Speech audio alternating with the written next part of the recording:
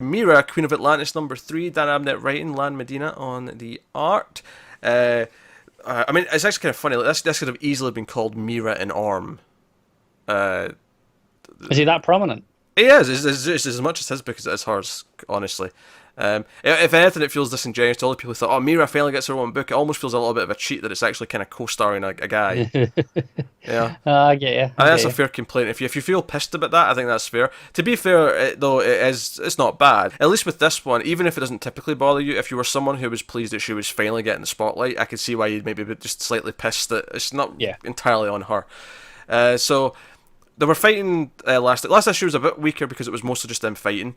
This issue, because we ended the last one with Orm's Earth or land family, not Earth family, his land family, coming and seeing what he was doing, and this issue is far more interesting because it's actually that confrontation and them saying no, what's this duty you keep talking about? You have to have this duty to go back to Atlantis because you need to protect and you're a king and blah blah blah. You've got a duty to us, we're family, so on and so forth.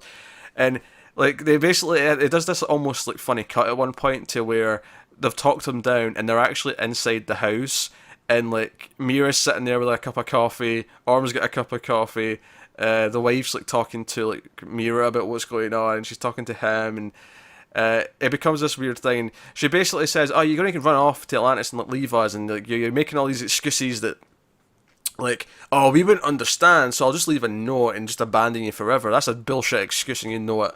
And basically she comes up with this idea, like, you should work together. Like, I know you've got this tension between you, but if you both want to save, Atlantis and Aquaman, like, work together and maybe you could solve this problem. And Mera, I trust you to make sure he comes back to me. And, so that's kind of what the issue's about. It's about them sort of agreeing that they're going to work together to try and help Aquaman and the war that's going on and take down Wrath.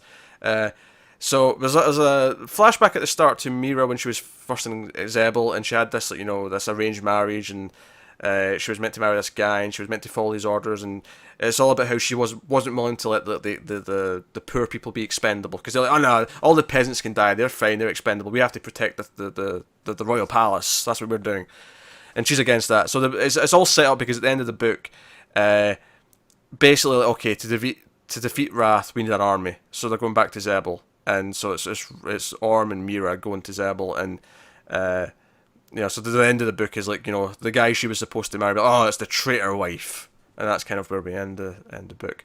So if you're into the mythology of like the extended mythology of Aquaman and Zebel and Orm and all that stuff, and the fact that Chill is his half sister, which by the way his wife to be did not even know he had a sister, so when he mentions that she's really pissed. She actually like smashes a cup. She's like, God damn it, Orm. It's pretty amusing. Like I've got a whole bit of family out there I didn't know about. Yeah, it's proper the family comedy. It's not even really meant to be comedy, but I was getting chuckles out of it.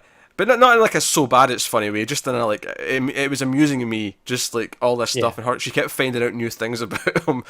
I feel like Mera just like conveniently didn't. Was like I could really bring up the fact that he tried to like wage a war on the land and almost and like drowned half of Boston or whatever it was. I'll keep quiet though. I'll keep quiet. Yeah. Remember when that happened? Things were bad enough. But that was a fine issue. It's continuing to be like a solid secondary Aquaman book. I don't think it's essential. Like I have a feeling that in the main Aquaman book at the end of the arc, like she'll probably show up with an army, and like if you want to know where that happened, you have to read this. But other than that, almost certainly, yeah. Yeah, but other than that, you're probably fine not reading it if you don't want to. But I think it's a solid enough read if you're into Aquaman and his surrounding mythos.